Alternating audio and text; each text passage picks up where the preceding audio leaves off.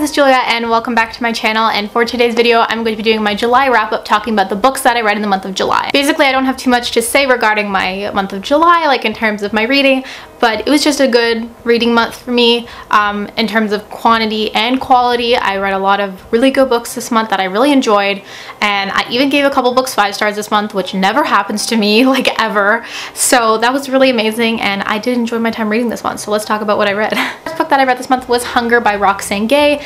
This book is a memoir about Roxane Gay and her experiences with body image. She talks about her body and some experiences that she went through, as well as her dealing with her struggles with weight and how other people saw her, and it was just a really interesting book and I thought it was absolutely amazing. I do want to make a review video for this. If you guys want to see it, let me know. It talked about fat shaming and things like that. It's something that I don't read about, and it's something I didn't even know about this author at all. Like, interesting to see a book that kind of dealt with obesity, and she kind of talked about her life experiences with it and how she sees her body and how other people react to it and things like that. So this was just super interesting. I thought it was beautifully written.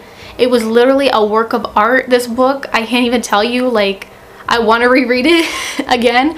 Not again, like I want to read it again, but it was just beautifully told, and I just appreciate this book so much that this author came out to say all this stuff, and I think you guys should definitely read it if you're interested, and I gave it 5 out of 5 stars. 5 out of 5 stars, that never happens, oh my god, yeah. I read This Is Where It Ends by Marie Najikap. I know I pronounced that wrong, I apologize. But this book is about a school shooting, so it does follow a bunch of perspectives during a short amount of time where the school shooting is taking place. And basically this book shows the experience throughout a school shooting from multiple point of views.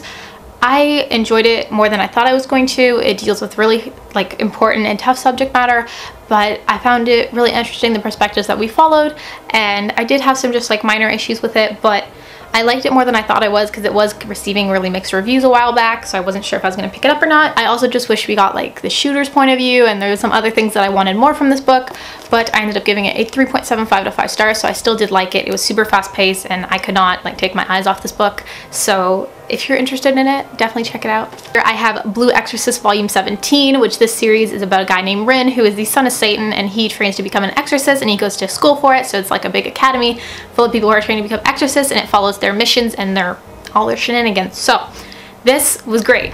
So I wait like, I think it's 6 months for these to release, every like 6 months for each volume to release in Canada, because I believe they all are, like I believe they're all out in Japan, just they're getting translated into English, so they come out every like 6 months or like one a year even. So I was so excited to finally see this at my bookstore that it finally came out, so I was so happy to read it, and I did really enjoy this one. It was action-packed, it was interesting, it was funny. I believe I read this a while ago. I believe it was really funny as well. So I just really enjoyed this series, and I think this was a good installment in it, so I gave it 4 out of 5 stars.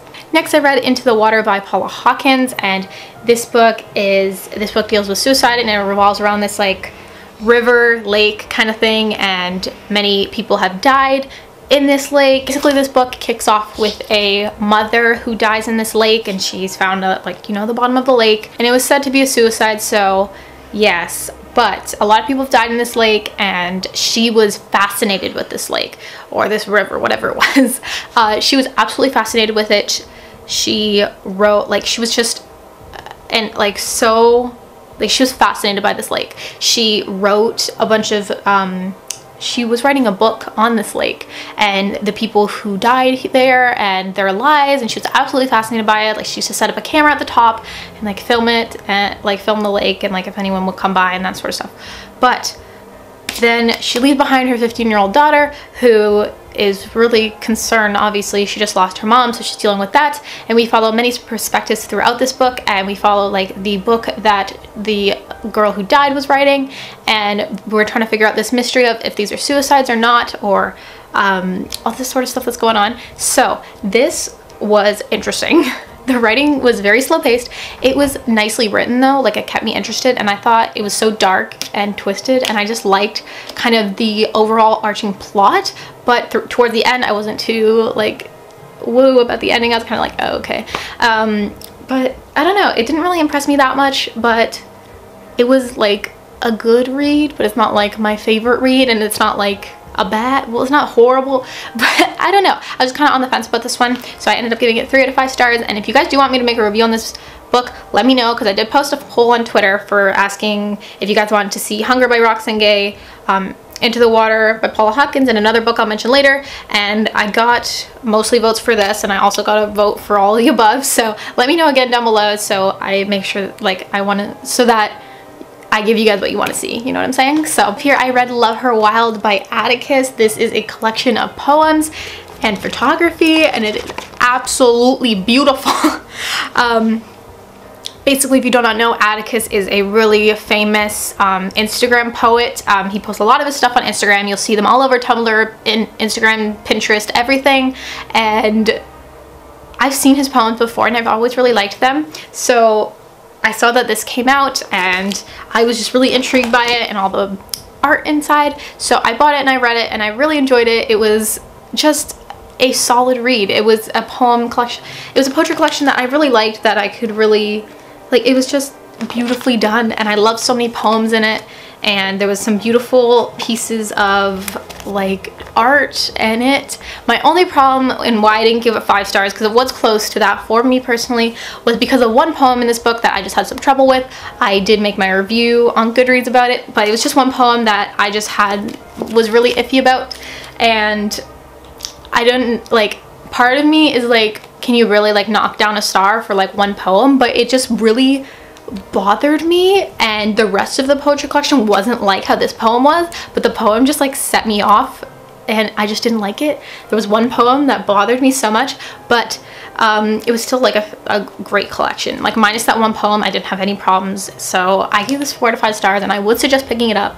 Here I read What I Lost by Alexandra Ballard, and I was so looking forward to reading this one. This book deals with eating disorders, and it's about a girl. This book is about a 16-year-old girl named Elizabeth who goes to a treatment center for her eating disorder, and she is struggling with anorexia, and it is about her experiences there and her recovery process and all that sort of stuff, and her mind and how she got there and all that sort of stuff. I thought this was absolutely amazing. This was my other 5-star read of the month, and I just loved this so much. A really interesting portrayal of like a facility like this, and I thought it was just, in terms of her mind and how she thought of herself and like her body and food, I just thought was super like important, and it was just so well done in this book, and I really loved it. This was the other book that I asked if you guys wanted to see a review for, and some of you guys said yes, so I don't know, let me know down below again. But this was absolutely fantastic, and I loved it so much.